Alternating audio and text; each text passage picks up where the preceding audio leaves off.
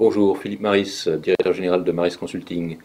Notre société fait beaucoup de missions dans le management de projet par la chaîne critique, qui est la composante de la théorie des contraintes traitant du management de projet. Et dans ce domaine, notre grand expert sur la chaîne critique, c'est Éric Robin, qui pratique ça depuis de nombreuses années et en particulier connaît bien la problématique logicielle, que moi je le connais à peine. Donc moi je voulais poser la question à Eric, qu'est-ce qu'il y a à retenir, qu'est-ce qu'il faut savoir sur le côté software de la chaîne critique. Merci de me poser cette question. Donc, effectivement, le premier point en fait, à aborder, à traiter, c'est de savoir si vous allez travailler en monoprojet ou en multiprojet. C'est clair que si on est en monoprojet avec des ressources dédiées, on va avoir des solutions très simples pour 1000, 2000 euros maximum, avec des add-ons sur des produits traditionnels. Ça marche très bien, il n'y a pas de difficulté particulière. Après, on passe tout de suite sur des solutions là, qui me paraissent plus complexes et plus intéressantes pour en discuter, qui sont les solutions multi-projets, qui sont notre cœur d'activité, cœur de métier. Là, on rentre tout de suite dans des solutions plus onéreuses, plus complexes, etc., puisqu'on va avoir plusieurs projets qui vont travailler avec des ressources partagées. Et donc, il va falloir gérer les imputations de ces ressources sur les projets, les conflits de ressources entre ces projets, etc. Et là, c'est tout le charme de la chaîne critique et toute l'importance de ces logiciels qui devront la plupart du temps donc, se baser sur une base de données relationnelle, des serveurs web, etc. Donc une architecture beaucoup plus complexe. Donc là, on va commencer à trouver des solutions plus onéreuses aussi. Donc c'est difficile d'avoir quelque chose à moins de 10 000 euros et on peut aller très vite à des solutions de plusieurs centaines de milliers d'euros. Donc c'est vraiment déjà la première chose à vérifier.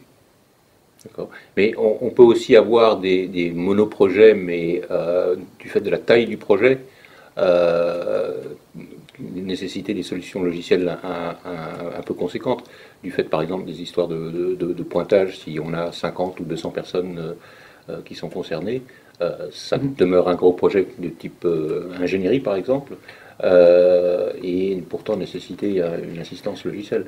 Voilà, bah, sur ce type de projet, effectivement, le point important à voir, ce sera effectivement ces problèmes de pointage, de traçabilité de tous les temps passés, des restes à faire, etc.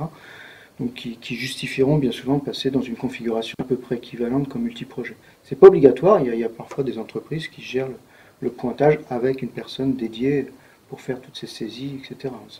Ça fait partie des solutions pour éviter justement de rentrer dans des solutions trop coûteuses. Et qu'est-ce qu'on peut dire On est en 2013 et donc bien sûr il y a de plus en plus d'offres qui sont in the cloud pour des logiciels de chaîne critique. Qu'est-ce qu'il faut retenir de cette nouvelle forme de l'offre?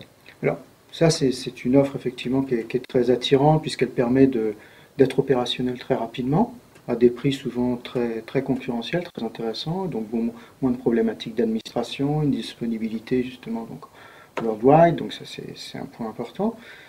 Maintenant, il faut faire attention effectivement à l'aspect confidentialité de ces données. Donc nous, on a des clients qui sont de développement de nouveaux produits, par définition, on n'a pas forcément envie que ces informations tombent à la concurrence, avec des dates critiques, etc. Donc on a beaucoup quand même de clients qui évitent le cloud, donc ça c'est la première difficulté du cloud. Deuxième difficulté du cloud, les problématiques d'intégration avec le système existant, parce que c'est tout de suite plus difficile, etc. On n'a pas la même souplesse pour intégrer des flux de données entre les applications du système d'information qui lui reste chez le client et du reste de l'outil de planification dans le cloud. Donc il faut faire attention à ces aspects-là. Et souvent le niveau de personnalisation aussi est plus faible dans des applications en cloud. Tu parlais du côté intégration et c'est vrai que c'est quelque chose que moi j'ai pu voir avec les cas qu'on a traité ensemble, cet aspect-là. Finalement, en termes d'investissement initial, il y a souvent plus de temps et d'argent qui sera dépensé sur la partie intégration que dans le coût de la licence. Oui, tout à fait. C'est clair qu'il y a tout un travail bon, au niveau de l'intégration des applications, au niveau de la personnalisation, du rajout de données, métiers, etc. dans l'application de planification chaîne critique, qui font qu'effectivement on est souvent à plus du double en fait. On a vite fait de multiplier par 2, par 3 le budget licence. Et les intégrations, les interfaces avec l'extérieur, on a quoi là? On a les RH, les finances et le PLM, ce genre de choses? Oui, voilà, c'est les principales. Bon, après, il y a aussi des applications métiers qui peuvent être. Ça peut être moi, j'ai certains clients, c'est ceux du CRM aussi. Donc, parce que c'est des projets qui s'adressent à des clients, donc on veut avoir une maîtrise des sites, etc. Donc, là aussi, il peut y avoir des interfaces. C'est vraiment propre à chaque activité. Puis on peut avoir du multi-site avec des applications dédiées. Enfin, mais bon, chaque client. Très bien. Ben, merci Eric pour ce petit aperçu de la dimension, la facette logiciel software de la chaîne critique. Merci beaucoup.